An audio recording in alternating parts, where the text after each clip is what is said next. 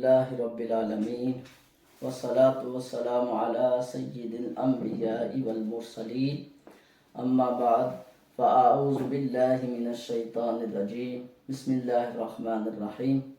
آئیے ہم آپ کو اپنے یوٹیوب چینل پر خوش آمدید کہتے ہیں، مرحبا کہتے ہیں۔ انشاءاللہ آج بہت ہی پیاری ہستی حضرت سیدنا عثمان غنی رضی اللہ تعالیٰ عنہ کا ذکر خیر انشاءاللہ سنیں گے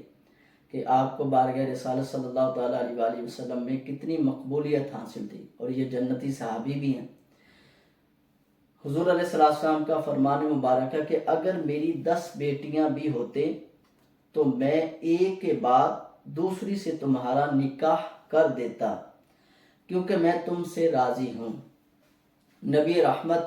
شفیع امت صلی اللہ تعالیٰ علیہ وآلہ وسلم کے یہ اعزازی اور رضامندی کے کلمات مسلمانوں کے اس عظیم خیرخواہ، ہمدرد اور غم گسار ہستی کے لیے ہیں، جسے خلیفہ ثالث یعنی تیسرے خلیفہ امیر المومنین حضرت سیدنا عثمان غنی رضی اللہ تعالیٰ عنہ کے نام سے جانا جاتا ہے۔ آپ رضی اللہ تعالیٰ عنہ عام الفیل ابرہہ بادشاہ کے مکہ مکرمہ پر ہاتھیوں کے ساتھ حملہ کے 6 سال بعد مکہ مکرمہ میں پیدا ہوئے۔ آپ رضی اللہ تعالیٰ عنہ ان خوش نصیبوں میں سے ہیں جنہوں نے ابتدائی میں داعی اسلام صلی اللہ تعالیٰ علیہ وآلہ وسلم کی پکار پر لبیک کہا۔ اسلام لانے کے بعد چچا حاکم بن ابو العاص نے آپ رضی اللہ تعالیٰ عنہ کو رسیوں سے باندھ دیا اور دین اسلام چھوڑنے کا کہا، تو آپ رضی اللہ تعالیٰ عنہ نے اسے صاف صاف کہہ دیا، میں دین اسلام کو کبھی نہیں چھوڑوں گا اور نہ ہی کبھی اس سے جدا ہوں گا۔ آپ کا حلیہ مبارک کیا تھا؟ آپ رضی اللہ تعالیٰ عنہ کا سینہ چوڑا، قد درمیانہ کہ زیادہ لمبا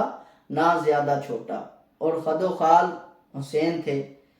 جنہیں گندمی رنگ نے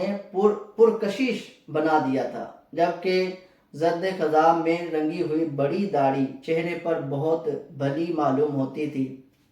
آپ رضی اللہ تعالیٰ عنہ نے رحمت عالم، نور مجسم، شاہ بنی آدم صلی اللہ تعالیٰ علیہ وآلہ وسلم کی 2 شہزادیوں سے یکے بعد دیگرے نکاح کر کے ذوالنورین 2 نور والے کا لقب پایا۔ حضرت سیدنا لوط علیہ السلام کے بعد آپ رضی اللہ تعالیٰ عنہ سب سے پہلی ہستی ہیں جنہوں نے رضا الہی کی خاطر اپنے اہل خانہ کے ساتھ ہجرت فرمائی، اور ہجرت بھی ایک نہیں بلکہ 2 دفعہ کی، ایک مرتبہ حبشہ کی طرف، دوسری بار مدینے کی جانب۔ آپ رضی اللہ تعالیٰ عنہ نے دین میں قرآن کریم کی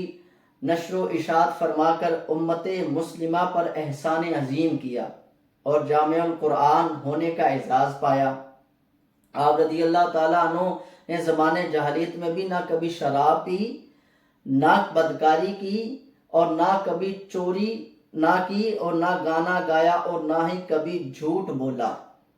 آپ کی سیرت مبارکہ میں کہ آپ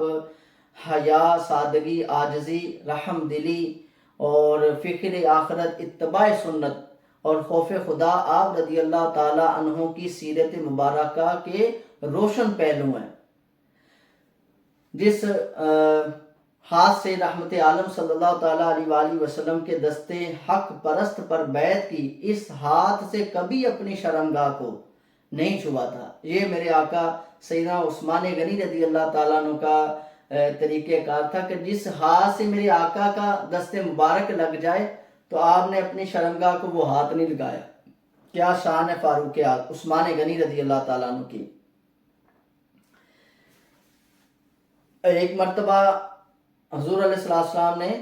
غزوہ تبوک کے موقع پر مسلمانوں کی بے سر و سامانی کو دیکھتے ہوئے پہلی دفعہ حضور نے ارشاد فرمایا کہ مال غنیمت جمع کیا جائے اور دین اسلام کے لیے مال اکٹھا کیا جائے، اس کی فلاح کے لیے۔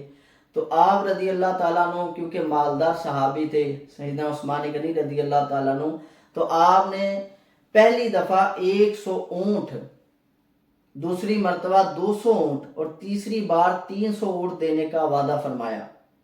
مگر حاضر کرنے کے وقت آپ نے 950 اونٹ، 50 گھوڑے اور 1000 اشرفیاں پیش کی، پھر بعد میں 10,000 اشرفیاں اور پیش کی۔ آپ نے خیر خواہی ایسی کہ ہر جمعہ کو غلام آزاد کیا کرتے، اگر کسی جمعہ ناگا ہو جاتا تو اگلے جمعہ 2 غلام آزاد کرتے تھے۔